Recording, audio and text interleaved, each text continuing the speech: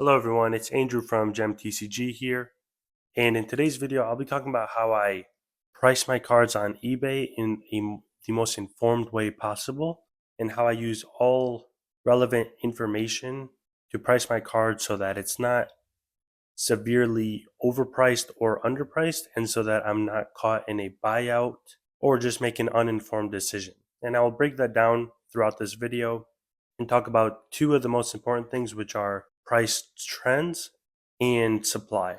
So the first thing I will be talking about is price trends, which are like how the card has been performing in, let's say, the last month. So is that card going up in price? Is it going down in price? Like what's going on? Because before we get into the details, if you just look at a market price, you're only seeing one perspective of that card and you're not seeing anything else. Because let's say you're looking at a card and the market price is like $45, but last week that market price was $30, then that tells you one thing. Or let's say it's $45 and then the week before then it was like $80. That tells you another big thing that is very important for when you're listing it. And I will show you guys the two ways that you can go about figuring this out. And one of which is a paid version and one of which is the free but slower version. So to start things off, let's just say we are listing this Pokemon Vaporeon Pop Series 3 card. And if you just look at, just like what you're seeing right here, you see that its market price is currently $22. The lowest listing is $10. Now, that $10 could be a damaged card or a light played card or anything. So, lowest listing is not always really helpful. It's actually, I don't even recommend looking at it at all because it doesn't tell you what condition it's in or if it's even the right product, because it might show you like a person listing a Japanese version with a picture of that card, and it'll be counted towards the lowest listing. So right here, if you just look at the market price that is showing 22.05. So that's, if you were to list this on eBay and do like what I recommend, the 30% markup, you'd be listing it for like $28 and that's it. And that's still fine. Like, you sure that you could do that and it could work.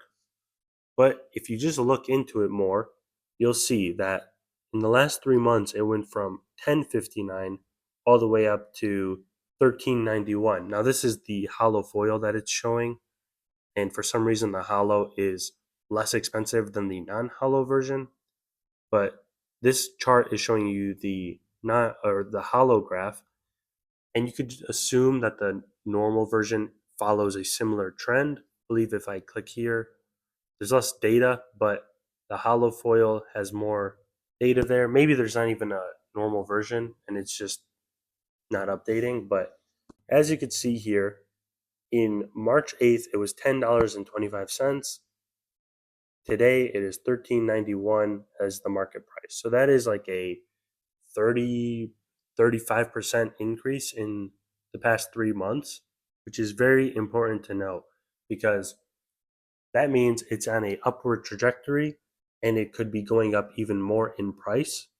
So you would want to list it for even higher than that.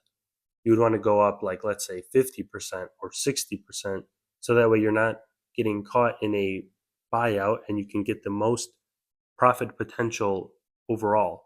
And now this takes a lot longer if you have to like go into each card and see how the card is performing with this chart. If you're listing like hundreds of cards, this could take a super long time, which is why one thing I want to mention, which is the paid version, which is the tool that I have been working on with my friend, is TCG Spike. So one thing we do that we have added is a percent change. So this shows the percent change in the last day. And let me just zoom in on it. So as you can see here, the Vaporeon went up 23% from yesterday at the time of this video. So I'm filming this on Tuesday, June 3rd. That means from June 2nd to June 3rd, this card went up 23% in market price, or $4.21. So with that information in mind, you could know that like if you were to just mark it up 30%, you might be getting caught in a buyout and it might your listing might be lower than the market price within like a day or two. So what you want to do is list it for a lot higher. And when you're making your listings, instead of like going on TCGplayer, searching the card every single time, clicking on that listing, filtering for near mint, and seeing the price trends, you could just go here on TCG Spike and search for the card that you want. So let's say we search for Vaporeon, and then we could just see Vaporeon, Pop Series 3, all the data we need, and you could also see all the other data. Or let's say you want to filter for a certain set. Let's do like Pokemon Go, which is not a very popular set, but you can see that like these cards are going up in price, not significantly, but it's enough to allow you to make a better decision. And just a quick tidbit, Destin Rivals came out a few days ago, and look at these insane price swings. I will be making a video on this soon. These cards are going up like 15 plus percentage. This one went up 80%.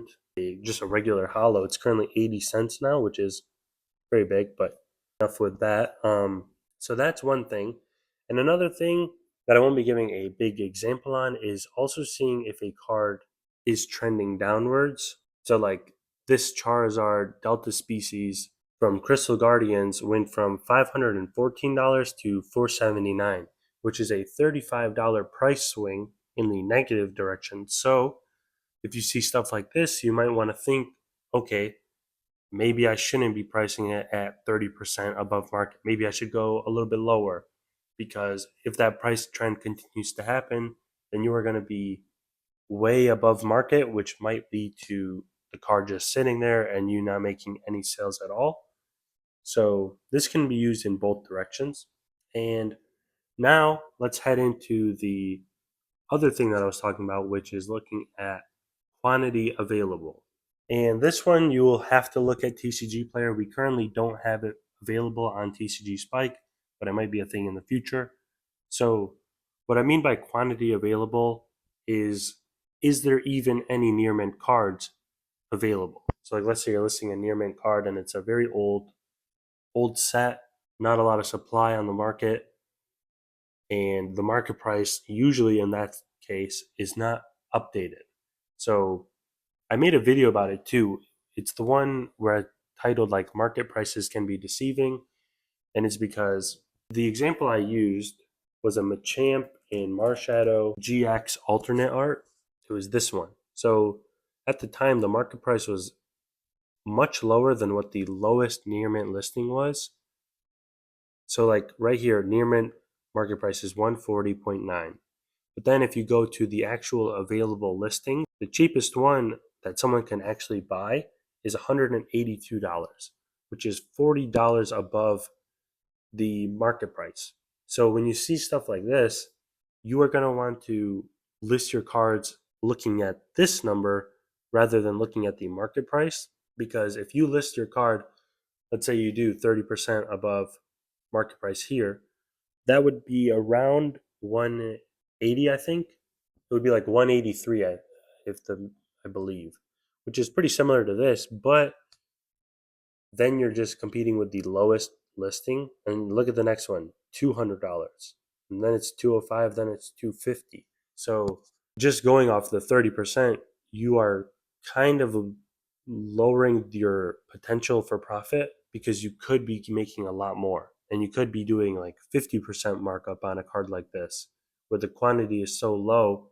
And especially on eBay, where it's like people will be paying or willing to pay for what they see first rather than like having to wait and look out for like other potential deals. So using this information is very helpful. And then similar to the price trend thing that I was talking about, this also works in the reverse effect. So let's say, I mean, a perfect example right now would be any card from Destin Rivals. So if we look at like the ultra rares and the hits from this set, and we go with a card like Team Rocket's Crobat EX. So there's 97 available because the set just came out like 3 days ago, I think 4 days ago. So people are just listing it for whatever they can to get that sale. Like the market price is $25 or 24, whatever it is, but people are listing it for 18.68, $19. So this is because there's just a lot of quantity available, a lot of supply hitting the market. So people are undercutting each other.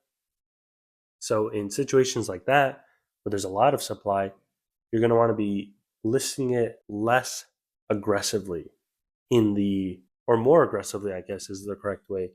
You want to list it more aggressive so that you can get that sale rather than holding on to it, because unless you're willing to just wait multiple months or even up to a year at the price that you want to sell it for, you're going to need to price aggressively and price it so that you can compete with all these other people selling their cards. Because with 97 available, all near mint, it's going to be hard to just be the first one here and get that sale unless you're just undercutting people.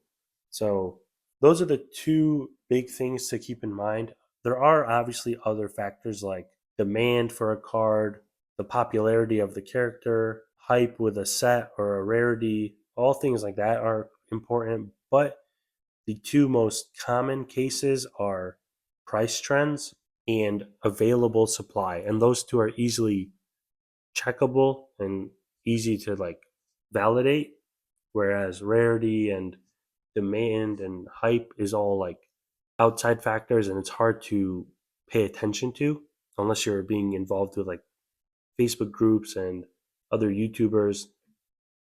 So definitely keep these two things in mind if you want to be listing your cards on eBay and maximizing your profit.